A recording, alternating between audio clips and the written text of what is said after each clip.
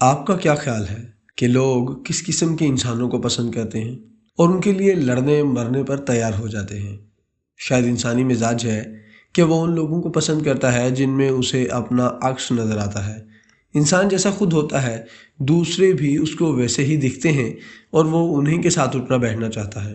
اگر وہ ان کے بارے میں کوئی غلط بات پڑھے یا سنے گا تو اس کا دل و دماغ اسے فوراً مسترد کر دے گا۔ کوئی اپنے پسندیدہ بندے یا چوائس کو آسانی سے مسترد نہیں کر سکتا۔ اگر آپ یہ جانتے بھی ہوں کہ اس بندے کے بارے کہی گئی سب باتیں ٹھیک ہیں، پھر بھی آپ اپنی پسند پر قائم رہتے ہیں۔ آپ کو لگتا ہے کہ آپ کی چوائس کیسے غلط ہو سکتی ہے، کچھ آپ کی انا آڑے بھی آ جاتی ہے اور آپ جانتے ہیں بوجھتے اس بندے کے حامی بنے رہتے ہیں۔ یعنی اس بندے کی خوبی سے زیادہ آپ کو آپ کی انا اس کی حمایت پر مجبور کر رہی ہوتی ہے۔ میرے دوست جنید مہار بارسلونا اسپین پہنچ چکے ہیں۔ میں نے رات کے جنید کو ایئرپورٹ پر ڈراپ کیا تھا۔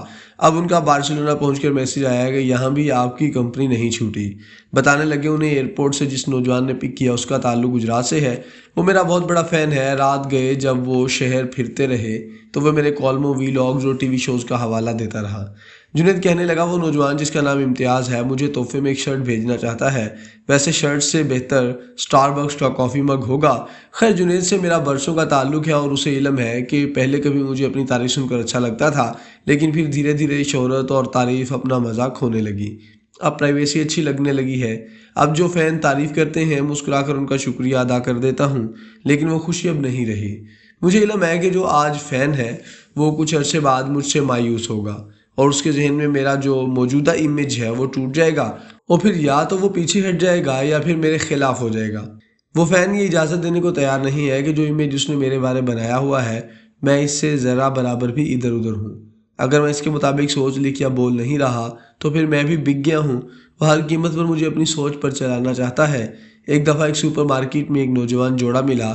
اس نوجوان نے بھی بڑی عزت دی، مجھ سے میرا نمبر مانگا جو اکثر لوگ مانگتے ہیں اور میں کبھی انکار نہیں کرتا۔ نمبر لینے کے بعد اس نوجوان نے مجھے کہا کہ کسی دن آپ ہمارے ساتھ ناشتہ کریں۔ میں نے کہا جی ضرور۔ پھر کچھ دن بعد اس کا بد تہذیبی پر مبنی میسج ملا جو اس نے میرا کوئی ایسا کالم پڑھ کر یہ شو دیکھ کر کیا تھا جس میں میں نے اس کے دیوتا کے بارے میں کچھ کہہ دیا تھا۔ ابھی چند روز پہلے ہی تو وہ مجھے ناشتے پر بلانا چاہ رہا تھا۔ پچھلے سال امریکہ گیا تو چند قریبی دوستوں کے رویوں میں حیران کن تبدیلی دیکھی۔ وہ عمران خان کے حامی تھے اور یہ تبدیلی اس لیے تھی کیونکہ میں ان کے دیوتا کی شان میں قصیدے نہیں پڑھ رہا تھا۔ ان سے مل تو لیا لیکن ان کے رویے دیکھ کر افسوس ہوا کہ ان سے کیوں ملا۔ اسی لیے جب اس سال امریکہ گیا تو ان سے نہیں ملا۔ اگر آپ کو کوئی شخص کسی کیفے پر کافی پر مل لے یا آپ کو کہیں سے پک کر لے، اس کے بعد تو آپ نے اسی کی مرضی کے مطابق سوچنا اور لکھنا ہے، ورنہ آپ بک گئے ہیں۔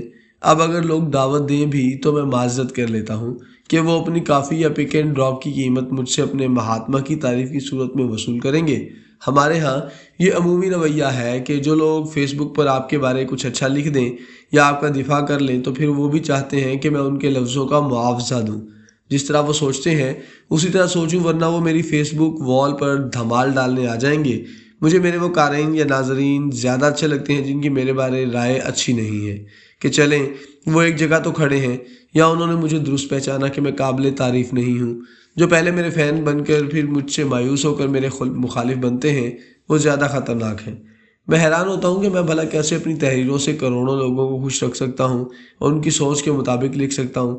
اس لیے جب جنید مہار نے مجھے اسپین سے امتیاز صاحب کے بارے میں بتایا تو وہی خوف سوار ہوا کہ نوجوان بھی کسی دن یہی سمجھے گا کہ اب میں اس کی سوچ کے مطابق نہیں لکھتا، تب وہ سخت مایوس ہوگا۔ مایوسی کی بات چلیے تو شاید عمران خان کے حامی یہ پڑھ کر مایوس ہوں گے کہ خان صاحب پر ایک اور کتاب چھپ کر مارکیٹ میں آ چکی ہے جو ایک خوبرو اداکارہ ہاجرہ خان پونیزئی نے لکھی ہے، جس کا عنوان ہے ویئر دی اوپیم گروز۔ اس کتاب میں ہاجرہ خان نے عمران خان سے اپنے 4 سال کے تعلقات پر بہت کچھ لکھا ہے، جس میں کراچی، لاہور اور بنی گالہ کی شامیں اور راتیں بھی شامل ہیں۔ حاجرہ بھی عمران خان کی فین تھیں اور ان سے بہت امیدیں لگا بیٹھی تھیں۔ وہی بات جب فین مایوس ہوتے ہیں تو سخت رد عمل دیتے ہیں۔ میرا خیال ہے کہ اس کتاب سے عمران خان کو کوئی فرق نہیں پڑے گا، کیونکہ عمران خان کو علم ہے کہ ان کے فین کلب ان سے کسی قسم کی اخلاقیات یا اخلاقی کردار کی توقع نہیں رکھتا۔ اگر اس ملک کے عوام کا مسئلہ ایک ایسا لیڈر ہوتا جو اخلاقی لحاظ سے مضبوط ہوتا جیسے مغربی ملکوں میں ہوتا ہے تو عمران خان کبھی مقبول نہ ہوتے، اور وزیر اعظم بننا تو دور وہ پبلک لائف میں بھی نہ ہوتے۔ عمران خان کے وزیر اعظم بننے سے پہلے ان پر درجنوں کتابیں چھپیں، درجنوں سکینڈلز اور افیئر سامنے آئے، لیکن انہیں کیا فرق پڑا، کیونکہ اس قوم کا مسئلہ اخلاقیات یا اخلاقی بنیادوں پر کھڑا لیڈر ہے ہی نہیں۔ اس ملک میں دو قسم کی قیادت ہے، ایک وہ جو اخلاقی طور پر کرپٹ ہے اور دوسری وہ جو سیاسی طور پر کرپٹ ہے۔ قوم کو دونوں قسم کے لیڈروں سے پیار ہے، سارا دن وہ دونوں قسم کے لیڈروں کی عزت اور شان کے نام پر ایک دوسرے کو گالیاں دیتے رہتے ہیں۔ رشتہ داریاں تک ختم ہو گئیں، دوستیاں ختم ہو گئیں، صرف یہ ثابت کرنے کے لیے کہ میرا پہلوان تمہارے پہلوان سے بہت بہتر ہے۔ کوئی اس ملک کو ریاست مدینہ کے نام پر چونا لگا رہا تھا تو کوئی آئین میں ترامیم کرا کر امیر المومنین کا لقب پانا چاہتا تھا، کسی کو جنیوا میں $60 ملین کی منی لانڈرنگ کرنی تھی تو کوئی لندن میں فلیٹس خرید کر اپنی عظمت کے جھنڈے گاڑ رہا تھا، جبکہ ان کے حامی ایک دوسرے کے سر کھول رہے تھے، سوشل میڈیا پر گالیاں دے رہے تھے، اپنی اپنی مرضی کے لٹیروں کا دفاع کیا جا رہا تھا۔ لوٹ مار ان لیڈروں اور ان کی اولادوں نے کی، اور بھنگڑے ڈالے یہاں سوشل میڈیا پر موجود رودالیوں نے۔